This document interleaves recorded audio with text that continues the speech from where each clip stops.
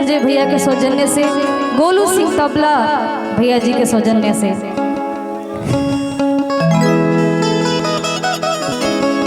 अथाह खुशी बा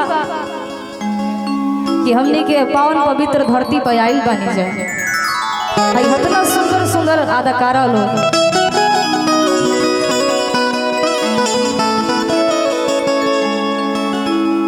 श्री स्वर्गीय हरदेव पाल जी के श्रद्धांजलि समारोह में हमने के जाइल बन जाए। लेकिन श्रद्धांजलि के मतलब ये है कि हम विपद से ना श्रद्धांजलि दी, मन से खुशी से कहें कि हे भगवान, वहाँ के जहाँ कहीं भी हो वहाँ के दिव्य आत्मा के शांति मिले और भगवान उनका के चरणों में जगह दे। तो हम ये श्रद्धांजलि दुखी रूप से ना दे, लेकिन एगो भजन उनका चरण में अर्पित जरूर करब।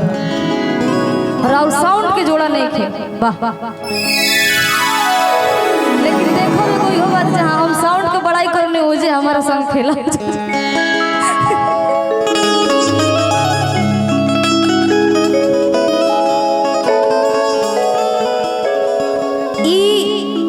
हमनी के जीवन में चाहे संसार के सच्चाई है, इस संसार के सच्चाई है, तो ये में हम ई ना कहूँ कि हम एजा जयकारी नहीं लगा सकत, एजा हम भजन नहीं गा सकत, एजा हम बियाह गीत नहीं गा सकत। हम हालांकि बियाह गीत तो वही मंगले काम में अच्छा लगेला, लेकिन इहे ऐसा एगो कार्यक्रम होला ना जरा में हम हर चीज गा सकत, हर चीज बोल सकत। अब जागरण करे जे बोझा लोग मना कर लगे कि लोग इतना हो, खैर जब जैसन तब तैसे।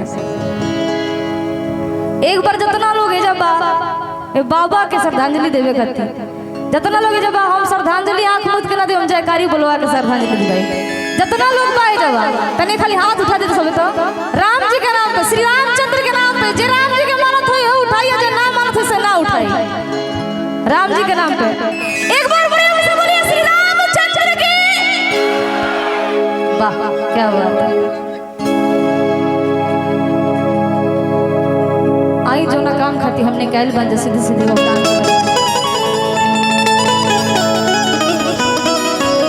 हम बार बार हजार बार कहो। एचएन पाल हरिनाथ जी आदरणीय के प्रधान बने जी। अच्छा, और वो के प्रणाम भाई। जैसे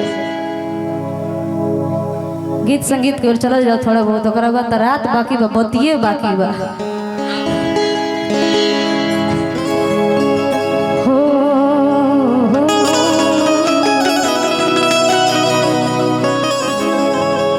अरे कि राम भज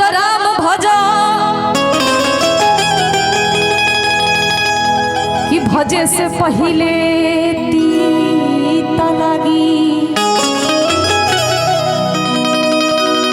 अरे कि भजत भजत जब कुछ दिन भजब,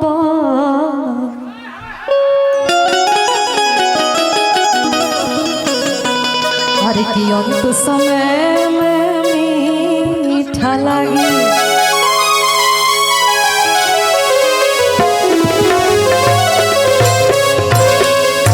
बाकी वो गीत गाई बहुत बढ़िया लगी, तो अपना मन से हम जोर जबरदस्ती ना कर। कलाकार थपड़ी के भूखा होला, और वो पैसा ना दे चली, लेकिन खाली लड़कार का थपड़ी बजाए तो बड़ा मजा आ जाए। हाँ बाबा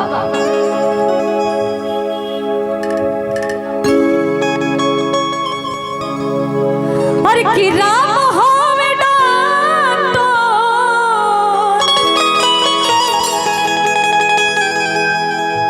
कि राम होवे डांटो, अरे कि नाम हो दवाई। दुखद ना भैया, दुखद ठीक बा। हाँ हो अरे कि राम होवे डांटो, अरे कि नाम हो दवाई। तो पी लो ये कर जाऊ,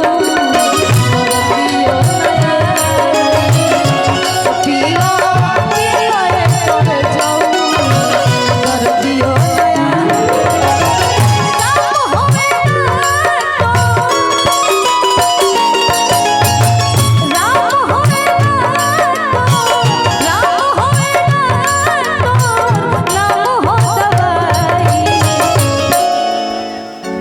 गलती सही माफ रही, लेकिन सच्चाई है अनिल बाबा फकड़,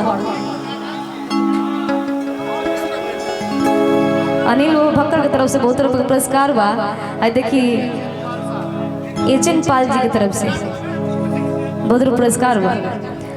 कहे के बा हर की राम होवे ना तो हर की नाम हो दवाई तो पी लो ये करे जाऊं तो पियो नया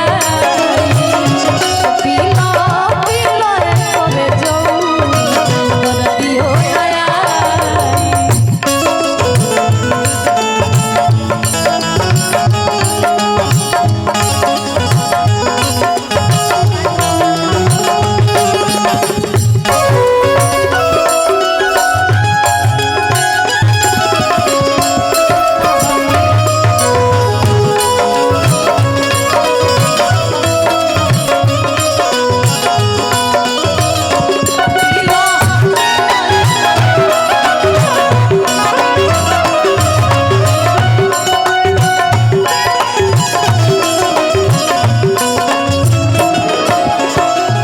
देखिए गाजल की तरफ से, बीडीसी की तरफ से, लाल बहादुर जी की तरफ से, राजभर लाल बहादुर राजभर बीडीसी की तरफ से बहुत पुरस्कार बा।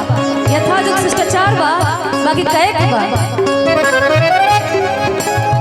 सूरदास चपले कबीरदास चपले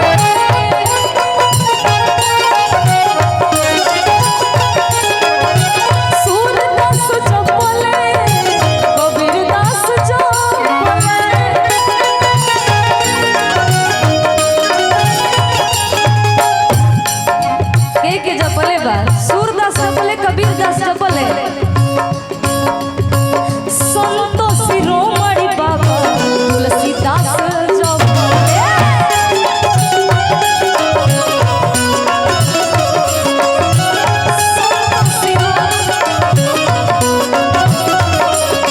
ए बाबा इतना बढ़िया बढ़िया लोग जप गए तो हमनी के तू छत में का बने जाए।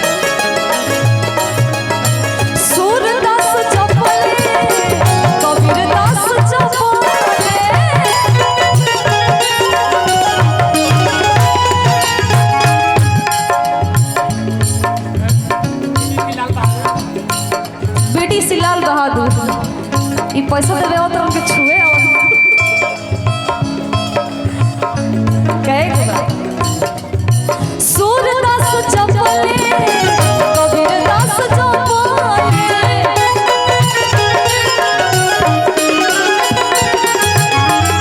संतो शिरोमणि बाबा तुलसीदास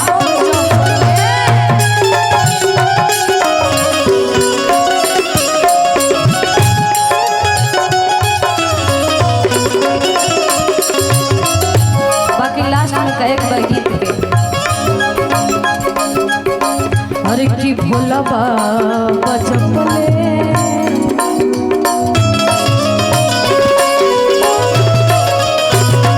भोला बाबा पी गईले भोला बाबा पी गईले डमरू बजाई अरे तो पीला कर जाऊं अरे तो दर्दियो नया